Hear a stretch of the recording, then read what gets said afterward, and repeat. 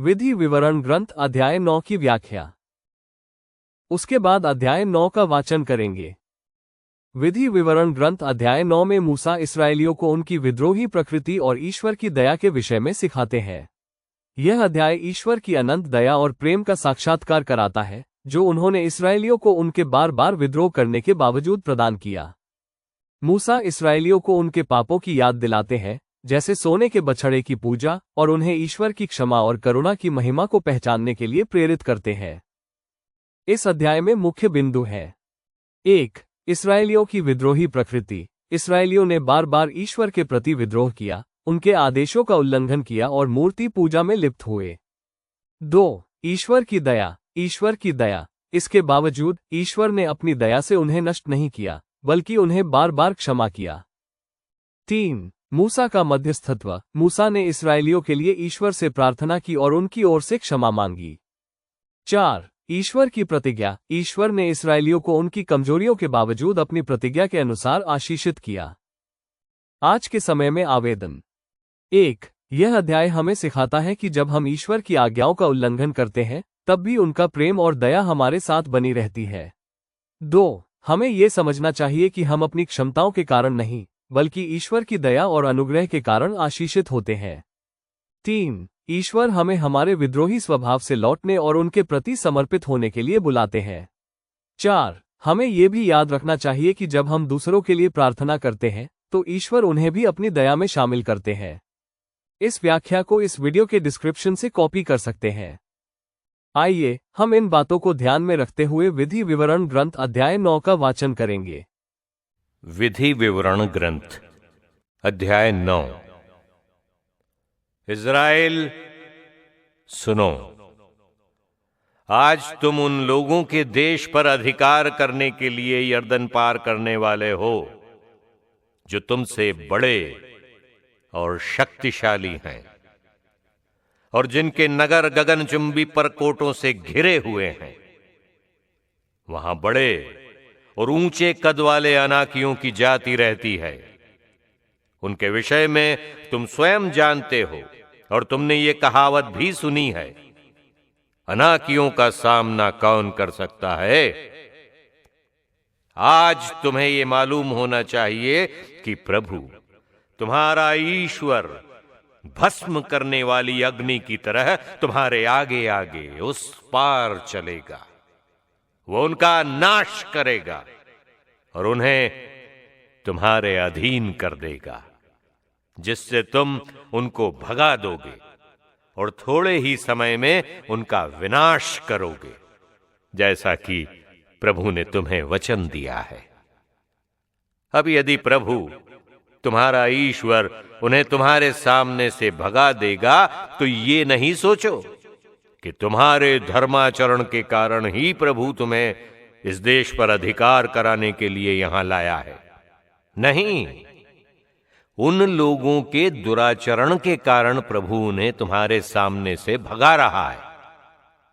तुम अपनी धर्मपरायणता अथवा अपनी निष्कपटता के कारण उस देश पर अधिकार नहीं करोगे, बल्कि उन लोगों के दुराचरण के कारण प्रभु तुम्हारा ईश्वर स्वयं उन्हें तुम्हारे सामने से भगाएगा। प्रभु इसलिए भी यह कर रहा है कि वो तुम्हारे पूर्वजों इब्राहिम, इसहाक और याकूब से शपथ पूर्वक की हुई प्रतिज्ञा पूरी करना चाहता है। ये समझ लो कि प्रभु तुम्हारा ईश्वर तुम्हें तुम्हारे धर्माचरण के कारण उस रमणीय देश पर अधिकार नहीं दे रहा है, क्योंकि तुम एक हठधर्मी प्रजा हो। सोने का बछड़ा। ये याद रखो और कभी नहीं भुलाओ कि तुमने उजाड़ खंड में प्रभु को चढ़ाया था।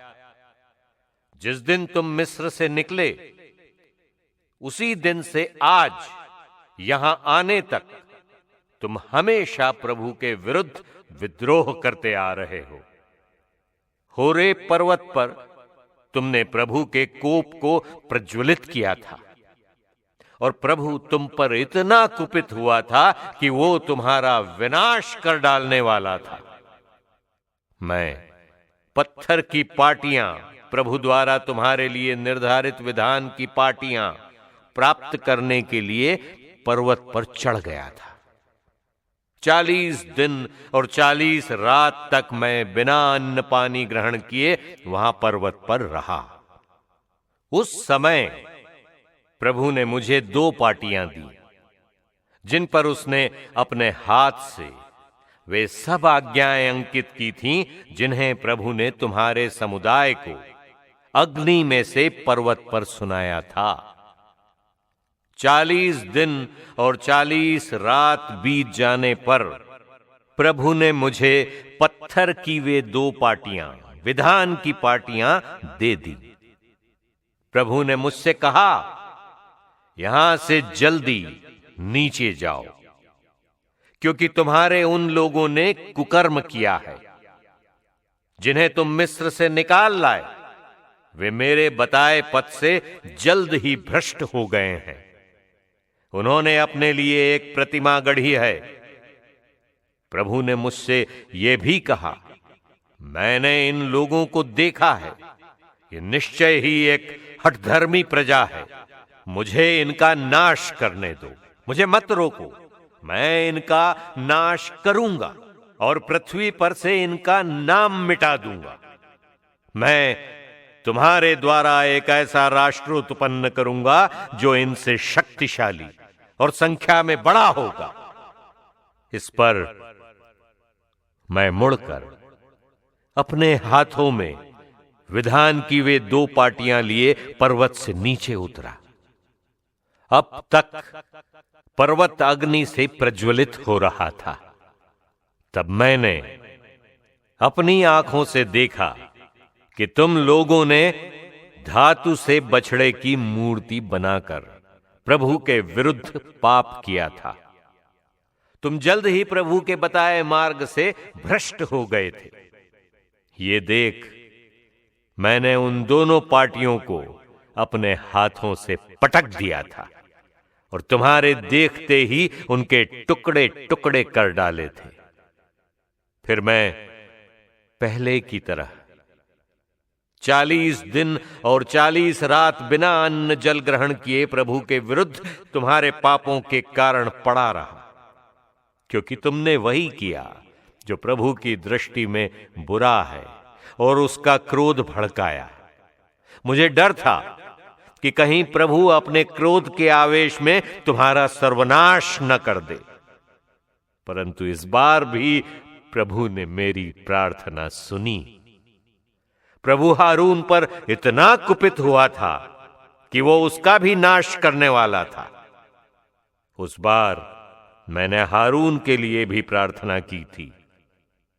फिर मैंने तुम्हारी वो पापमय कृति, वो बछड़ा पकड़कर अग्नि में जला दिया, उसके टुकड़े टुकड़े कर दिए, उसे रेत कणों की तरह चूर चूर कर दिया और पर्वत से बहती हुई नदी में बहा दिया। इजराइलियों का और दुराग्रह। तबेरा, मस्सा और किब्रोत हत्तावा के पास भी तुम लोगों ने प्रभु का क्रोध भड़काया। प्रभु ने तुम्हें कादेश बर्नेय से यह आदेश देकर भेजा कि उधर जाओ और उस देश को अपने अधिकार में ले लो, जिसे मैंने तुम्हें दे दिया है। लेकिन तुमने प्रभु अपने ईश्वर के इस आदेश के विरुद्ध विद्रोह किया। तुमने उस पर भरोसा नहीं रखा और उसके आदेश का पालन नहीं किया। तुम लोगों से जिस दिन से मेरा परिचय हुआ, उस दिन से तुम प्रभु से विद्रोह करते आ रहे हो। मैं 40 दिन और 40 रात मुंह के बल प्रभु के सामने पड़ा रहा, क्योंकि प्रभु ने तुम्हारा विनाश करने को कहा था।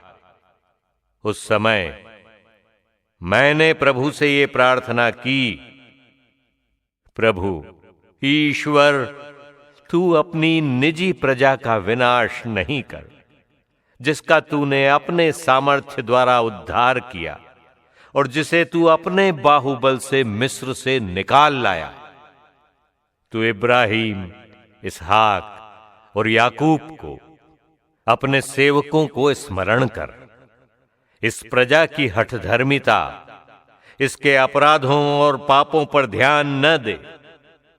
उस देश के लोग जहां से तू इन लोगों को निकाल लाया, ये न कहने पाए कि प्रभु इन्हें उस देश में ले जाने में असमर्थ रहा जिसके लिए उसने इनसे प्रतिज्ञा की थी, या वो इनसे घृणा करता है, इसीलिए वो इन्हें उजाड़ खंड में मार डालने के लिए ले गया था। वे तो तेरी अपनी प्रजा हैं, जिसे तू सामर्थ्य और बाहुबल से निकाल लाया।